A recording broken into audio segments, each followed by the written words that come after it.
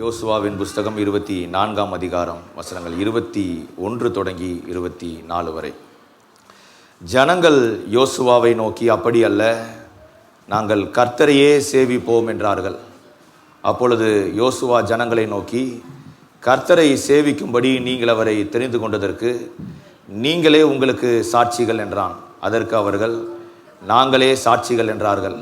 அப்பொழுது அவன், அப்படியானால் இப்பொழுதும் உங்கள் நடுவே இருக்கிற அந்நிய தேவர்களை அகற்றிவிட்டு உங்கள் இருதயத்தை இஸ்ரவேலின் தேவனாகிய கர்த்தருக்கு நேராக திருப்புங்கள் என்றான். அப்பொழுது ஜனங்கள் யோசுவாவை நோக்கி, நம்முடைய தேவனாகிய கர்த்தரையே சேவித்து அவர் சத்தத்திற்கே கீழ்ப்படிவோம் என்றார்கள். நாங்கள் வெற்றியாளர் என்கிற தலைப்பை ஆரம்பித்து இன்னைக்கு முடிக்க போகிறோம். போன வாரம் கர்த்தரை நானும் என் வீட்டாருமோ வென்றால் கர்த்தரையே சேவிப்போம்னு யோசுவா சொன்ன பகுதியை குறித்து நாம் தியானித்தோம். இதில் குறிப்பாக அந்த வெற்றியாளர் என்ற தலைப்பில் கர்த்தர் எப்படி இஸ்ரவேல் மக்களை அவர் வாக்கு கொடுத்ததை யோசுவாவின் தலைமையில் கானான் தேசத்துக்குள்ளே அவங்க புறப்பட்டு வந்து அந்த தேசத்தெல்லாம் இப்படி சுதந்திரிச்சாங்க. சுதந்திரிக்கும் போது கர்த்தர் எப்படி அவர்களெல்லாம் ஒவ்வொரு நாளும் நடத்தின விதம், அதே மாதிரி இஸ்ரவேலர்கள் நடந்து கொண்ட விதம். கர்த்தர் எப்படி நடத்தினார் அது ஒன்று, இஸ்ரவேலர்கள் எப்படி நடந்து கொண்டாங்க அன்னைக்கு வாரத்தில் இஸ்ரவேலர்கள், யோசேப்பு மாதிரி முன்னோர்கள், இவர்கள்லாம் எப்படி நடந்து கொண்டாங்கங்கிறத ஒரு வாரம் கவனித்தோம். கர்த்தர் எப்படி நடத்தினாருன்றது நம்மளுடைய வாழ்க்கைக்கு வரும் உதவியாக இருக்குது. வெற்றியை நம்மளும் அடைகிறதுக்கு, சுதந்திரிக்கிறதுக்கு உதவியாக இருக்குது. அதே போல் முன்னோர்கள் வாழ்ந்ததும் இஸ்ரவேல் மக்கள் வாழ்ந்த விதமும் உதவி செய்து. வேதாகமத்தை வாசிக்கும்போது நமக்கு என்ன இருக்குன்ற அடிப்படையோடு தான் நம்ம அதை படிக்கிறோம். அப்படி தான் படிக்கணும். டேக் ஹோம் என்ன, நமக்கு என்ன இருக்குது, நமக்கு என்ன ஆண்டவர் கொடுத்துருக்காரு. இதில் வாசிக்கும்போது ஏதோ அவங்க வரலாறு, அவங்க கதையை மட்டும் நம்ம படிக்கலை. ஆனால் இது எப்படி வாசிக்கிறோன்னா, அவர்களுக்கு நடத்தப்பட்ட விதத்தில் கர்த்தர் நம்மையும் எப்படி நடத்த முடியும், அவர்களுக்கு என்ன சொல்லப்பட்டிருக்கு. ஏன்னா அந்த வரிசையில் தான் கர்த்தர் நம்மளையும் கொண்டு போய் சேர்க்குறாரு. வாசிக்கிறோம் இல்லையா, மரத்தில் தூக்கப்பட்டவன் எவனும் சபிக்கப்பட்டவன் எழுதியிருக்கிறபடி கிறிஸ்து நமக்கு சாபமாகி ஆபிரகாமுடைய அந்த ஆசீர்வாதத்தை கொடுக்குறாரு. விசுவாசத்தினால் நாம் நீதிமான்களாக்கப்படுகிறோம், தேவ ஜனமாகிறோம். அப்போ அந்த வரிசையில் தான் கொண்டு போய் நம்மளையும் சேர்க்குறாரு. நம்ம விசுவாசத்தினால் சேர்க்கப்பட்டிருக்கோம். நம்ம ஒன்றும் பிறப்பில் இஸ்ரவேல் கூட்டத்தில் பிறக்கலை, அந்த கோத்திரங்களில் பிறக்கலை, யூதர்களாக பிறக்கலை, எதுவும் நம்ம பண்ணலை. ஆனால் கிறிஸ்து இயேசுவை விசுவாசிக்கிறதுனால நாம் இப்பொழுது தேவ ஜனமாய் மாற்றப்பட்டிருக்கிறோம். விசுவாசத்தினால நாம் நீதிமான்களாக்கப்பட்டிருக்கோம். அப்போ இதை நம்ம அந்த கண்ணோட்டத்தோடு தான் பார்க்குறோம். எப்படி அவர்களுக்கு கர்த்தர் தேசத்தை கொடுத்து வாக்கு கொடுத்து அந்த வாக்கு தத்தத்தெல்லாம் எப்படி உண்மையாக நடத்தினார், உண்மையாக செஞ்சாருன்றதெல்லாம் கவனித்து போன வாரம் இதெல்லாம் அவங்க சுதந்திரித்ததுக்கப்புறம் 23ஆவது அதிகாரத்தில் வாசித்தா எல்லாத்தையும் சுதந்திரிச்சிட்டாங்க. கர்த்தர் சொன்ன நல்வார்த்தைகள் எல்லாம் ஒன்றும் தவறி போகவில்லை, எல்லாம் நிறைவேறிச்சுன்னு அவங்க சொல்கிறத பார்க்குறோம். நிறைவேறினதுக்கப்புறம் கர்த்தர் எல்லாரையும் யோசுவா கூப்பிட்டு கர்த்தர் என்னெல்லாம் செஞ்சாருன்னு ஞாபகப்படுத்துகிறாரு. ஞாபகப்படுத்தி அவங்ககிட்ட திரும்ப அஃபார்ம் பண்ணுறாரு. திரும்பவும் அவங்கள உறுதிப்படுத்தும்படி பண்ணுறாரு. எப்படி உறுதிப்படுத்துகிறாருன்னா, அவங்களே கமிட் பண்ணும்படி வைக்கிறாரு, அவங்களே ஒப்பு கொடுக்கும்படி பண்ணுறாரு.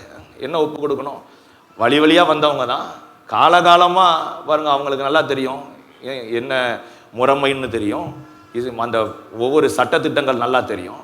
ஆனால் திரும்பவும் அவங்களுக்கு ரீஎன்ஃபோர்ஸ் பண்ணுறாரு, திரும்பவும் அழுத்தம் கொடுக்குறாரு. கர்த்தர் நடத்தி வந்ததெல்லாம் நினச்சி பாருங்க, நினச்சி பார்த்து அவரையே சேவிக்கிறதுக்கு, அவர் மேலேயே கவனத்தை வைக்கிறதுக்கு பாருங்கள், கொஞ்சம் கூட நான் மாறிடாதீங்கன்றார். அதை சொல்லும்போது தான் ஜனங்கள் திரும்ப சொல்கிறாங்க, நாங்கள் கர்த்தரையே சேவிப்போம், நாங்கள் வேற தேவரில் சேவிக்க மாட்டோம். ஏன்னா தீமை வந்துரும்னு சொல்கிறாரு, கர்த்தர் மன்னிக்க மாட்டார். ஏன்னா உங்களுக்கு வாக்கை கொடுத்து இவ்வளோ தூரம் கொண்டு வந்து உங்களை நிறைவேற்றி இருக்கிறாரு. அதனால் அதில் ரொம்ப ஜாக்கிரதையா இருங்க, கர்த்தரை சேவிங்கன்றாரு. பாருங்க, இது இன்னைக்கு கிறிஸ்தவ சபைக்கு எப்படி பொருந்தி போகுது. நம்மளாம் கர்த்தரை ஆராதிக்கிறவங்க தான், கர்த்தரை சேவிக்கிறவங்க தான். ஆனால் கிறிஸ்தவ சபைக்கு இது எப்படி பொருந்ததுன்னா பாருங்க, பல நேரத்தில் இன்றைக்கு விக்கிரக ஆராதனைன்னு சொல்லுகிற நேரடியான பழக்க வழக்கம் கிறிஸ்தவ சபையில் கிடையாது, கிறிஸ்தவர்களுக்குள்ளேயும் கிடையாது. யாராவது விக்கிரக வழிபாடு பண்ணுறாங்களான்னா பண்ணுறதில்ல, அப்படிலாம் யாரும் செய்கிறதில்ல. ஆனால் பொதுவாக விக்கிரக ஆராதனையை இன்னைக்கு அதை வியாக்கியானம் பண்ணும்போது என்ன சொல்கிறாங்க, கர்த்தருக்கு இடத்த கொடுக்காம, கர்த்தருக்கு முன்னுரிமையை கொடுக்காம வேற ஏதோ ஒரு இதை நம்புறது, வேற ஏதோ ஒன்று நம்புறது. எதா வேணா இருக்கலாம், அது நம்ம இது வரைக்கும் சேர்த்து வச்ச செல்வமாக இருக்கலாம், இல்லைன்னா இது வரைக்கும் கர்த்தர் நம்ம கொடுத்துருக்கிற தாளந்து, நமக்கு கொடுத்துருக்கிற பலமாக இருக்கலாம், இல்லை அங்கங்கே போகும்போது கர்த்தர் நமக்கு நல்ல காரிய சித்தி கொடுக்குறாரு இல்லையா, இதுவா என்ன வேணா இருக்கலாம், வேலையாக இருக்கலாம், அதை நம்பலாம், குடும்பத்தை நம்பலாம், இப்படி பல இது இருக்கு, எதை வேணா நம்பலாம். அப்போ இதை நம்புறது என்ன ஆயிடுதுன்னா, கர்த்தருக்கு பதிலாக அதை போய் நம்புற மாதிரி ஆயிடுது. கர்த்தரை நம்புறப்ப மற்றதெல்லாம் செகண்டரி. இரண்டாவது, வேலை முக்கியமானா முக்கியம், தொழில் முக்கியமானா முக்கியம், வியாபாரம் முக்கியமானா முக்கியம், எல்லாம் முக்கியம். சாப்பிடணுமா, கண்டிப்பாக சாப்பிடணும், முக்கியம், எல்லாம் முக்கியம். ஆனால் கர்த்தரை முன்னிலைப்படுத்தும் போது கர்த்தர் தான் ப்ரையாரிட்டியாக இருக்காரு, முதன்மையானவராக இருக்காரு. அது எப்படி வெளிப்படுதுன்னா நம்மளுடைய சுபாவங்கள் மூலமாக தான் வெளிப்படுது. எப்படி வெளிப்படுது? கர்த்தர் முதன்மையானவர்னு எப்படி காட்டுறோம் பாருங்க. கர்த்தரை முதன்மையானவர்னு வைக்கிறதுனால பாருங்க, மற்றதுக்கு முக்கியத்துவம் கொடுக்காம கர்த்தருக்கு முக்கியத்துவம் கொடுக்கறத வேலையில பெருசா வேலையவே நம்பி அதையே யோசிச்சுக்கிட்டு இருக்கிறது இல்லை. அதான் போன வாரம் சொன்னேன். கர்த்தர் நம்ம ஓய்வு எடுக்கும் போது கூட அவர் தூங்குறது இல்லை. இஸ்ரவேலை காக்கிறவர் உறங்குவதும் இல்லை, தூங்குவதும் இல்லை. நம்ம ரொம்ப கஷ்டப்பட்டு கடினப்பட்டு வேலை செய்கிறோம், விவசாயம் பண்ணுறாங்க, அதே மாதிரி தான் இன்னைக்கு வேலையும். போய் விதைக்கிறாங்க, கஷ்டப்பட்டு ஏதோ பண்ணுறாங்க.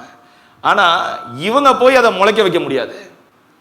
இவங்க என்ன பண்ண முடியும்னா விதைக்க முடியும், தண்ணி பாய்க்க முடியும், ஆனால் விளைய பண்ணுகிறவர் கர்த்தர்.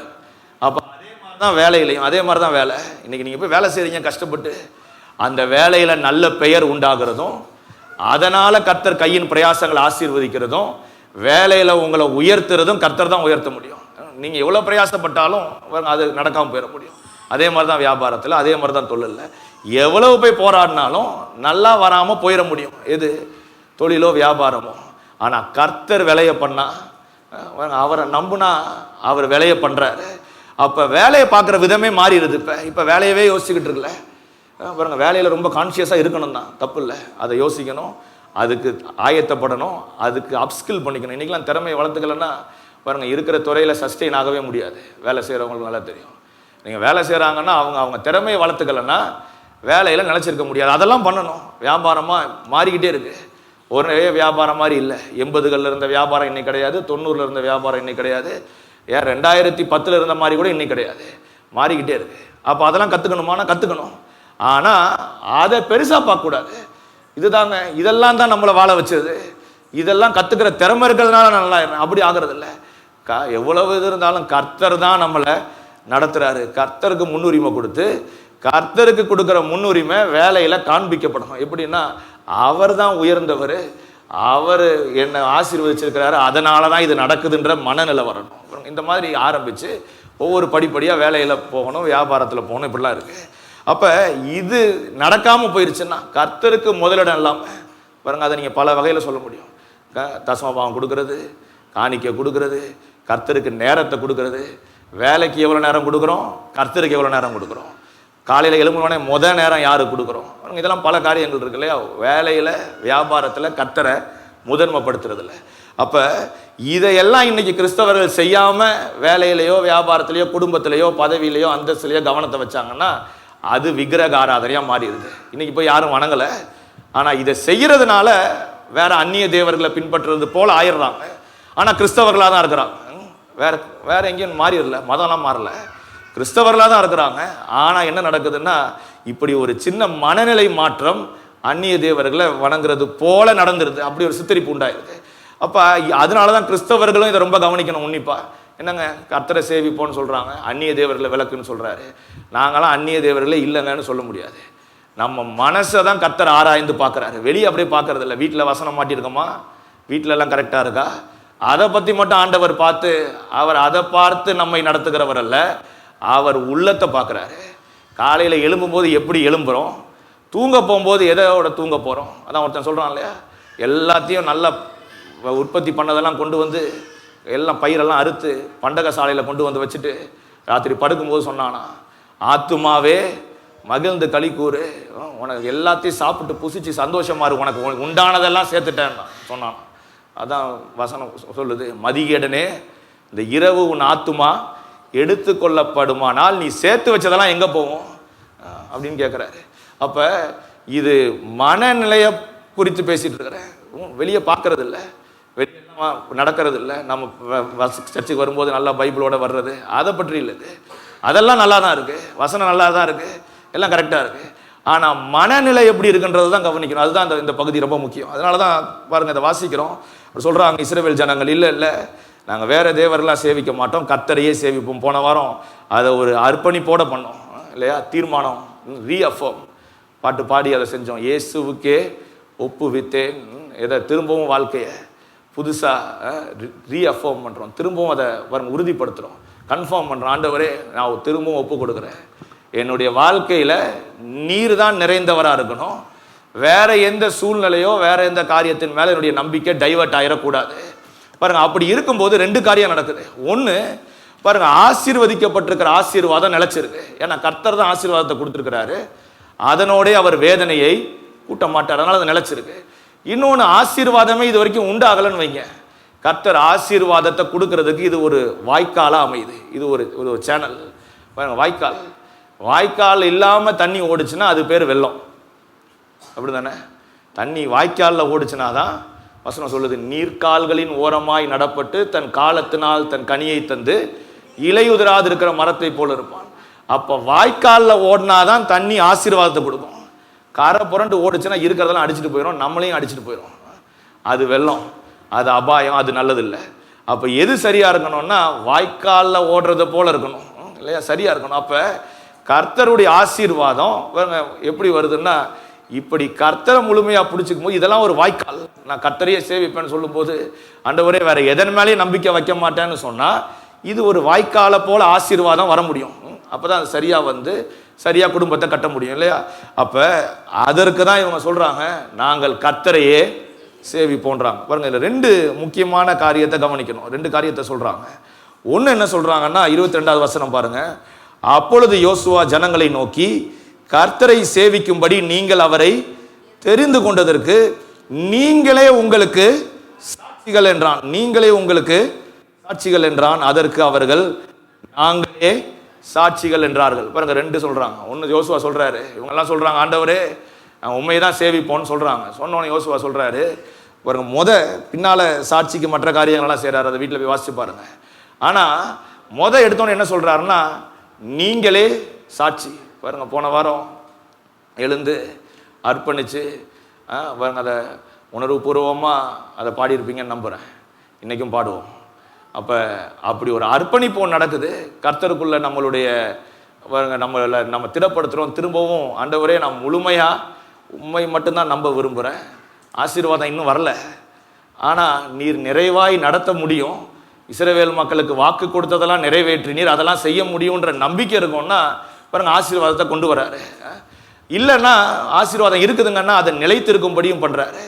அப்போ இந்த நிகழ்வு இருக்கு பாருங்க, இந்த நிகழ்வு கர்த்தருக்கும் நமக்கும் இருக்கிற அந்த உறவு, கர்த்தருக்கும் நமக்கும் இருக்கிற ஐக்கியம், இதற்கு சாட்சி யாருன்னா நம்ம தான். எனக்கு சாட்சி யாரு? உங்களுக்கு சாட்சி யாருன்னா நீங்க தான் உங்களுக்கு சாட்சி. கர்த்தருக்கும் உங்களுக்கும் இருக்கிற உறவுக்கும், கர்த்தருக்கும் உங்களுக்கும் இருக்கிற ஐக்கியத்திற்கும், உங்களுக்கும் கர்த்தருக்கும் இருக்கிற அர்ப்பணிப்புக்கும், கர்த்தருக்கும் உங்களுக்கும் இருக்கிற உடன்படிக்கைக்கும் சாட்சி யாரு? நீங்க தான். பலர் என்ன நினைக்கிறாங்கன்னா, சாட்சின்னா சர்ச்சில் சொல்றோம் இல்லையா, சாட்சி இதை தான் நினைக்கிறாங்க. எடுத்தோடனே சாட்சினோடனே வந்துடுது, சாட்சி சொல்றது. அப்ப சாட்சின்றது எதை சொல், பொதுவாக சபையில் எது சொல்லப்படுது? ஏதோ ஒரு வாழ்க்கையில் நடந்த ஒரு நிகழ்வு. பாருங்க, உதாரணத்துக்கு நோயில் இருந்திருப்பாங்க, இல்லைன்னா ஏதோ ஒரு கஷ்டத்தில் இருந்திருப்பாங்க. அப்போ அப்படி கஷ்டத்துலேயோ நோயிலையோ இருக்கும்போது ஒரு சுகம் வருது, ஜெபம் பண்ணும்போது கர்த்தர் கேட்குறாரு, சுகத்தை கொடுக்குறாரு. அது வாழ்க்கையில் ஒரே ஒரு நிகழ்வு பாருங்க, அது சாட்சியாக மாறுதுன்னு நினைக்கிறாங்க சபையில். பொதுவாக அதை கொண்டு வந்து சபையில் சொல்லணும்னு நினைக்கிறாங்க, கூட்டங்களில் சொல்லணும்னு நினைக்கிறாங்க. பாருங்க, தவறு இல்லை சாட்சி சொல்கிறது. ஆனால் சாட்சின்னு சொன்னோன்னே இது வரக்கூடாது மனசில். எது பொதுவாக இங்கே சொல்கிறத மட்டும் இல்லை, சொல்கிறது ஏதோ ஒரு நிகழ்வை தான் சொல்ல முடியும். வாழ்க்கையில் 50 வயசு ஆகுதுன்னா, 60 வயசு ஆகுது, 40 வயசு ஆகுதுன்னா எல்லாத்தையும் கொண்டு வந்து சொல்லிட்டு இருக்க முடியாது. பாருங்க, எனக்கு 35, 36, 37 வயசு ஆகுது, வயசை சொல்லிட்டா ஏதோ வயசு ஆகுதுன்னு வைங்க, அந்த வயசு வரைக்கும் எனக்கு ஒரு அனுபவம் இருக்கு. எங்கெங்க இருந்தோ கர்த்தர் நடத்தி ஏதோ ஊரில் இருந்து எவ்வளவோ பேருங்களை பார்த்து ஆயிரக்கணக்கான பேர்களோட பழகி பாருங்க, கர்த்தர் ஒரு மாதிரி கொண்டு வந்திருக்கிறாருன்னு வைங்க. இது எல்லாத்தையும் நான் சொல்லிகிட்டே இருக்க முடியாது. ஒவ்வொரு வாரம் அந்த கதையே பேசிக்கிட்டு இருந்தா அர்த்தம் இல்லாமல் ஆயிடுது இல்லையா? நான் அர்த்தமே இல்லாமல் இதையே பேசிகிட்டு இருக்கிற மாதிரி ஆயிடும். அப்போ நான் சொல்லவே முடியாது. நான் எதை சொல்ல முடியும்? ஏதோ ஒன்று சொல்ல முடியும், இல்லை 2 சொல்ல முடியும், மிஞ்சி போனால் ஒரு 10 கதையை சொல்ல முடியும், ஒரு 20 கதை சொல்ல முடியும்.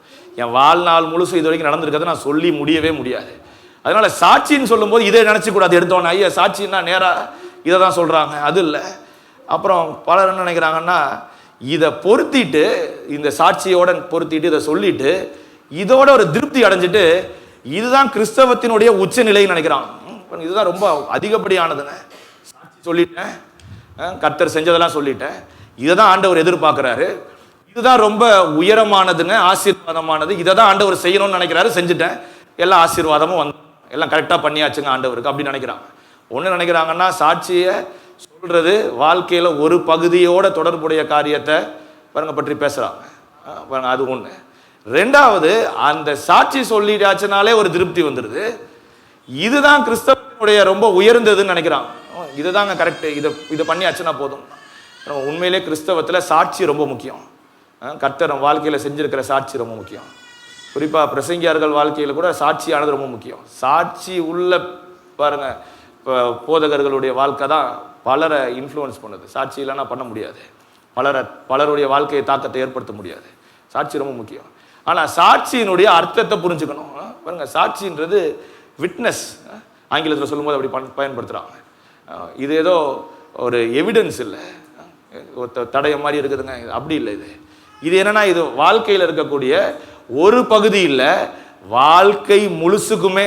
பாருங்க, ஒருத்தர் நடந்திருக்குது ஒரு காரியம், ஆண்டவருக்கு ஒப்பு கொடுத்துட்டேன், ரட்சிக்கப்பட்டுட்டேன், திரும்ப அதை உறுதிப்படுத்திட்டேன், இதை பாருங்க ஒரு நிகழ்வு நடந்திருக்கு, அந்த நிகழ்வை கொண்டு வாழ்க்கை முழுசுக்கும் அது போகணும். வாழ்க்கையில் இருக்க எல்லா பரிமாணத்திலையும் அது வேலை செய்யணும். குடும்பத்தில் வேலை செய்யணும், வேலையில் வேலை செய்யணும் சாட்சி. அதே மாதிரி வேற என்ன நீங்க செய்றீங்க, பிரயாணம் என்ன பண்றீங்களோ வாயின் வார்த்தையில் இருக்கணும், எல்லாவற்றிலையும் இருக்கணும். ஏதோ ஒரு சின்ன பகுதி இல்லை வாழ்க்கையில். இன்னைக்கு ஏதோ நடந்ததுங்க, நேற்று நடந்தது, நான் 10 வருஷத்துக்கு முன்னால் ஒன்று நடந்துச்சு, அது மட்டும் இல்லை, ஒவ்வொரு நாளும் நடக்கணும். எப்படின்னா சாட்சியாக இருப்பீர்கள்ன்றார். பாருங்க, பொதுவாக பலர் எதை நினச்சிக்கிறாங்கன்னா, மத்தேயு எழுதின சுவிசேஷம் 10ஆம் அதிகாரம் போவோம், மத்தேயு 10 வசனம் 32, 33 வாசிக்கிறோம் பாருங்க. பலர் சாட்சின்னு சொல்லும்போது சொல்றதை பற்றி மட்டும் நினைக்கிறதுக்கு உண்டான வசனத்தை பலர் காட்டுறது இதுதான். எதை காட்டுறாங்க? மத்தேயு 10 வசனம் 32. மனுஷர் முன்பாக என்னை அறிக்கை பண்ணுகிறவன் எவனோ அவனை நானும் பரலோகத்தில் இருக்கிற என் பிதாவுக்கு முன்பாக அறிக்கை பண்ணுவேன். மனுஷருக்கு முன்பாக என்னை மறுதலிக்கிறவன் எவனோ அவனை நானும் பரலோகத்தில் இருக்கிற என் பிதாவுக்கு முன்பாக மறுதலிப்பேன். இந்த வசனத்தை வாசிச்சுட்டு தான் பலர் நினைச்சிடறாங்கன்னா சாட்சி சொல்றது ரொம்ப முக்கியம்னு நினைக்கிறாங்க. கரெக்டு தான், சொல்றது முக்கியம்தான். ஆனால் இங்கே என்ன சொல்லியிருக்குன்னா, மனுஷருக்கு முன்பாக என்னைக்கு சாட்சி சொல்லுகிறவன் எவனோன்னு இல்லை, என்ன இருக்கு, அறிக்கை பண்ணுகிறவன். முந்தின வசனங்கள்லாம் வீட்டில் போய் வாசிச்சு பாருங்க. எதை பற்றி பேசிகிட்டு இருக்கிறாருன்னா, உபத்திரவத்தை பற்றி பேசிகிட்டு இருக்கிறாரு. ஊழியம் நடக்கும்போது உபத்திரவம் வந்துச்சுன்னா, இல்லை ஊழியம் பண்ணுற இடத்துல போய் ஏதாவது ஒரு நெருக்கடி வருது, அவங்க ஏற்றுக்கொள்ளலைன்னா நீ ஆசீர்வதிச்சனா சமாதானம் இருக்கும், ஆசீர்வதிச்சா அவங்க அதை ஏற்றுக்கொள்ளலை அந்த அப்படின்னா அந்த சமாதானம் திரும்ப உனக்கே வந்துடும். அதனால் நீ கால் தூசியெல்லாம் தட்டி போட்டு வந்துடு, ஒன்றும் பிரச்சனை இல்லை. அதே மாதிரி நெருக்கடி வரும்போது எப்படி நடந்துக்கணும், ஊழியத்தில் உபத்திரம் வரும்போது எப்படி நடந்துக்கணும், இதை பற்றி எல்லாம் பேசிட்டு வர்றாரு. பேசிட்டு வந்தால் என்ன சொல்கிறாரு, என்னை அறிக்கை பண்ணுகிறவன், என்ன எங்கே அறிக்கை பண்ணுகிறவன், மனுஷருக்கு முன்பாக என்னை அறிக்கை பண்ணுகிறவன் எவனோ. அப்போ என்ன அர்த்தம்? அடுத்த வசனம் என்ன இருக்கு பாருங்க, என்னை மறுதலிக்கிறவன் எவனோ. மறுதலிக்கிறதுனா ஞாபகம் வந்துடும், யார் மறுதலிச்சா? பேதுரு மறுதலிச்சாரு. அப்ப மறுதலிப்பையும் அறிக்கையும் தான் சேர்த்து பார்க்கணும். அறிக்கையும் மறுதலிப்பும் தான் அதுக்கு நேர் எதிரான வார்த்தை. அறிக்கைக்கு மறுதலிப்பு நேர் எதிரானது, மறுதலிப்புன்னா அறிக்கை. மறுதலிப்புக்கு நேர் எதிரான வார்த்தை சாட்சி இல்லை. இங்கே அப்படிதான் மத்தேயுல எழுதப்பட்டிருக்கு இல்லையா? அப்ப மறுதலிக்கிறது பேதுரு பண்றாரு, சொல்றாரு இயேசுவை தெரியாதுன்ட்டார். இவரும் அந்த அவரோட இருந்தவன் தான் சொல்றாங்க, இயேசுவை தெரியாதுன்னு சொல்லிட்டாரு. அதனால அது மறுதலிப்பு. தெரியும்னு சொல்லி இருந்தாருன்னா அக்னாலஜ் பண்றாரு. ஆங்கிலத்தில் அறிக்கைக்கு அக்னாலஜ்ன்றாங்க. அக்னாலஜ் பண்றாரு, அறிக்கை பண்றாரு. அப்ப இயேசுவை மனுஷருக்கு முன்பாக அறிக்கை பண்ணுகிறவன். பாருங்க, கிறிஸ்தவ முறையை பின்பற்றுறோம், கிறிஸ்தவர்களாக இருக்கிறோம். ஒரு நாள் உதாரணத்துக்கு ஒரு ஜெப நட போகிறோன்னு வைங்க, போய் அப்படியே அங்கங்கே நின்று ஜெபம் பண்ணுறோம். பாருங்கள், இதை நம்ம வாயை திறந்து அக்னாலஜ் பண்ணல கிறிஸ்தவர்கள்னு, செயல்களால் அக்னாலஜ் பண்ணுறோம். வேறு ஏதோ எங்கேயோ போகிறோம், என்ன கிறிஸ்டியனான்னு கேட்குறாங்கன்னு வைங்க, அப்போ நீங்கள் அதை அறிக்கை பண்ணுறீங்க. இதெல்லாம் ரொம்ப சமாதானமாக வாழ்ந்துட்டு இருக்கிற சூழ்நிலையில் பண்ணுறது. ஆனால் நெருக்கடி வந்துருச்சு, கிறிஸ்தவர்கள்னாலே தொல்லை பண்ண போகிறாங்க, கிறிஸ்தவர்கள்னாலே கிடைக்காது அப்படின்னா அப்போ அறிக்கை பண்ணுவோமா மறுதளிப்போமா? பாருங்க, அதை பற்றி பேசுது. நெருக்கடி வந்ததுக்கப்புறம் சபையில் வந்து எல்லாரும் கேட்குறப்ப சொல்கிறது இல்லை. இது எல்லாரும் கேட்குறப்ப இங்கெல்லாம் எல்லாம் வெல்கமிங்காக இருக்காங்க, எல்லாம் வரவேற்கிறாங்க சொல்கிறத கேட்டு அந்த சாட்சி வல்லமை உள்ளதாக இருந்தால் கர்த்தரை மகிமைப்படுத்துகிறாங்க. அப்படி கூட்டம் நம்ம கூட்டம், இப்போ கிறிஸ்தவ கூட்டம் இப்போ நம்ம அப்படி இருக்கிறோம். கர்த்தர் திறந்த வாசலை வச்சுருக்காரு. அப்போ இங்கே அறிக்கை இல்லை, இங்கே பாருங்க. அப்போ இங்கே என்ன வேணும்னா சொல்கிறாரு பார்த்தீங்களா, அப்போஸ்தலர்கள் எழுதின புஸ்தகம் 1ஆம் அதிகாரம் 8வது வசனம். அப்போஸ்தலர் 1:8 வாசிக்கிற பாருங்க. பரிசுத்த ஆவி உங்களிடத்தில் வரும்போது நீங்கள் பலன் அடைந்து எருசலேமிலும் யூதேயா முழுவதிலும் சமாரியாவிலும் பூமியின் கடைசி பரியந்தமும் எனக்கு சாட்சிகளாய் இருப்பீர்கள் என்றார். இயேசு சொல்றாரு, பிதா பரிசுத்த ஆவி உங்களிடத்தில் வரும்போது நீங்கள் பலன் அடைந்து எருசலேமிலும் யூதேயா முழுவதிலும் சமாரியாவிலும் பூமியின் கடைசி பரியந்தமும் எனக்கு சாட்சிகளாய் இருப்பீர்கள். சாட்சி சொல்லுவீர்கள்னு இல்லை. பலர் நினச்சிக்கிறாங்கன்னா இதெல்லாம் பார்த்துட்டு சொல்கிறது தான் நினைக்கிறாங்க. சொல்கிறது ஏதோ ஒன்று தான் சொல்ல முடியும். ஆனால் இது எதை பற்றி பேசிகிட்டு இருக்கிறாருன்னா, நீங்களே சாட்சின்னு சொல்கிறது ஒட்டுமொத்தமாக பாருங்க. நம்மளோட இந்த நிகழ்வு எந்த நிகழ்வு ஒப்பு கொடுத்த பாருங்க, அது அந்த அந்த அந்த நிகழ்ச்சி ஒப்பு கொடுத்தாங்களே, நாங்கள் கர்த்தரை தாங்க சேவிப்போம். 21வது வசனத்தில் சொல்கிறாங்க, நாங்கள் கர்த்தரையே சேவிப்போம்னு. அந்த ஒப்பு கொடுத்த நிகழ்ச்சிக்கு நீங்கள் சாட்சி. இந்த நிகழ்வை மனசில் வச்சுக்கிட்டு வாழ்க்கையே சாட்சியாக மாறணும். அதுதான் இயேசு சொல்கிறாரு. யூதேயா சமாரியா முழுவதிலும் எருசலேமில் ஆரம்பத்தில் எருசலேம்னு சொல்கிறார். எருசலேம் யூதேயா சமாரியாலலாம் பூமியின் கடைசி பரியந்தம் வரைக்கும் நீங்கள் சாட்சிகளாக இருப்பீர்கள். பாருங்க, அதோட தான் போய் பொருத்தணும். அப்படி பொருத்தும் போது தான் வாழ்க்கையிலே என்ன ஏற்படுது பாருங்க, ஒரு மாற்றம் ஏற்படுது. முழு வாழ்க்கையும் கான்சென்ட்ரேட் பண்ணுறோம், முழு வாழ்க்கையும் கவனிக்கணும். ஏதோ சர்ச்சுக்கு வர்ற நேரம் மட்டும் இல்லை, இல்லை காலையில் ஏதோ பைபிள் வாசிக்கிறது நேரம், அது மட்டும் இல்லை. அதனால தான் யோசுவா அவங்களை சொல்கிறாரு, நீங்கள் ரொம்ப ஜாக்கிரதை ஆண்டவரை பின்பற்றுங்க, ரொம்ப ஜாக்கிரதை ஆண்டவரை ஒவ்வொரு நாளும் அவரை பிடிச்சிக்கிறதுல ரொம்ப ஜாக்கிரதையா இருங்க. கர்த்தரை பாருங்க, அவரை நீங்கள் ஆராதிக்கிறதுல அவர் மேலே கவனம் வைக்கிறதுல ரொம்ப ஜாக்கிரதையா இருங்கன்றார். அப்போ ஒவ்வொரு நாள் நீங்கள் எதை நினச்சி பார்க்கணுன்னா, கர்த்தரை நான் பிடித்து கொள்கிறதுக்கு முடிவு எடுத்திருக்கிறேன். இனிமே என்னுடைய வாழ்க்கையில் எல்லா சூழ்நிலையிலையும் அவரை தான் பிடிச்சிக்க போகிறேன். உதவி செய்து ஒன்று ஆசீர்வாதத்தை கொடுத்துருந்தாருன்னா அதை நிலைத்திருக்கும்படி பண்ணுது, இல்லைன்னா ஆசீர்வாதத்தை கொண்டு வந்து சேர்க்கறதுக்கு வாய்க்காலாக இருக்கு பாருங்க. அப்போ சாட்சி ரொம்ப முக்கியம், சாட்சியாக வாழ்றது ரொம்ப முக்கியம், சாட்சியை புரிந்து கொள்வது ரொம்ப முக்கியம். ஒன்று. ரெண்டாவது பாருங்க 23வது வசனம். அப்பொழுது அவன், அப்படியானால் இப்பொழுதும் உங்கள் நடுவே இருக்கிற அந்நிய தேவர்களை அகற்றிவிட்டு உங்கள் இருதயத்தை இஸ்ரவேலின் தேவனாகிய கர்த்தருக்கு நேராக திருப்புங்கள் என்றான். என்ன சொல்றாரு? அப்பொழுது யோசுவா திரும்ப சொல்றாரு, நாங்கள் கர்த்தரை தாங்க சேவிப்போம்னு சொல்லிட்டாங்க. சொன்னோன்னு சொல்றாரு, கர்த்தரை சேவிப்பீங்கன்னா கர்த்தருக்கு மட்டும்தான் இங்கே இடம். பாருங்க, கர்த்தர் பரிசுத்தர், அவருக்கு நிகரானவர் வேற யாரும் இருக்க முடியாது. அதனால சொல்றாங்க, 2 எஜமானுக்கு ஊழியம் பண்ண முடியாது, கொஞ்சம் இங்கே கொஞ்சம் அங்கே, அதெல்லாம் பண்ண முடியாது, கர்த்தருக்கு மட்டும்தான் பண்ண முடியும்லாம் சொல்றாங்களே. அப்போ மற்ற அந்நிய தேவர்கள், அதுதான் ஏற்கனவே சொன்னேன், கிறிஸ்தவர்களுக்கு அந்நிய தேவர்கள் என்னன்னு, நம்ம நம்புகிற வேற ஏதாவது நம்பிக்கை இந்த மாதிரி ஏதாவது காரியங்கள் எல்லாம் நமக்கு அந்நிய தேவர்களை போல் இருக்கிறது. அப்போ இதெல்லாம் விளக்கிட்டு கர்த்தருக்கே என்ன சொல்றாரு பாருங்க, உங்கள் இருதயத்தை தேவனாகிய கர்த்தருக்கு நேராக திருப்புங்கள். அப்பொழுது ஜனங்கள் என்ன சொல்றாங்க பாருங்க, 24, ஜனங்கள் யோசுவாவை நோக்கி நம்முடைய தேவனாகிய கர்த்தரையே சேவித்து அவர் சத்தத்திற்கே கீழ்ப்படிவோம் என்றார்கள். என்ன சொல்றாங்க ஜனங்கள்? நாங்கள் தேவனாகிய கர்த்தரின் சத்தத்தை தான் கேட்போம், அவர் சத்தத்துக்கு மட்டும்தான் கீழ்ப்படிவோம். முதல்ல சொன்னாங்க நாங்கள் சாட்சிகள், நாங்கள் அவங்க லிவிங் விட்னஸ் ஆயிட்டாங்க, வாழுகிற சாட்சிகளை போல ஆகணும்னு நினைக்கிறாங்க. ஒன்று. ரெண்டாவது, நாங்கள் கர்த்தருடைய சத்தத்துக்கு நேராக தான் கீழ்ப்படிவோன்றான். பாருங்க, சத்தம், பல சத்தம் கேட்க முடியும் மனுஷனுக்கு, பல யோசனைகள் மனுஷனுக்கு பாருங்க வர முடியும். ஆனால் இந்த யோசனையும் சத்தமும் கர்த்தர்கிட்ட இருந்து தான் வருதான்றதை உறுதி பண்ணணும் பாருங்க. அது ரொம்ப முக்கியம். கிறிஸ்தவ வாழ்க்கையில் பல உணர்வுகள் வரும். பைபிள் வாசிக்கும் போது கூட ஒரு சில யோசனை அப்படியே வரும். இல்லைன்னா நீங்கள் ஏதாவது தனியாக ஏதாவது வேலை செஞ்சுட்டு இருக்கும்போது ஒரு யோசனை வரும், ஒரு சத்தம் அப்படியே கேட்கும், இதை செஞ்சுட்டா கரெக்டாக இருக்குமேனு. ஆனால் இதை கர்த்தர் தான் கொடுக்குறாரான்றதை பாருங்கள், அனலைஸ் பண்ணி தான் அதை போய் செய்யணும்.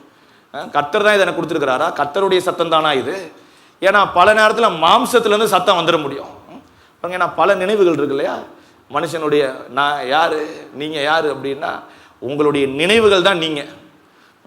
இது வரைக்கும் எவ்வளோ தூரம் நீங்கள் கடந்து வந்திருக்கிறீங்க, உங்கள் அனுபவம் என்ன, உங்கள் வாழ்க்கை என்ன, உங்களுடைய எக்ஸ்பீரியன்ஸு, யார் யார்கிட்ட என்ன கற்றுக்கொண்டிருக்கிறீங்க, உங்களுக்கு எப்படிப்பட்டதெல்லாம் நேரிட்டு இருக்கிறது. நல்லது நேரிட்டு இருந்தால் நல்ல அந்த அந்த மாதிரி ரிஃப்ளெக்ட் பண்ணுவீங்க, தீமை இருந்தால் அதுக்கேற்ற மாதிரி பயந்து அதுக்கேற்ற மாதிரி ஆளுங்க நடந்துக்கிறது உண்டு.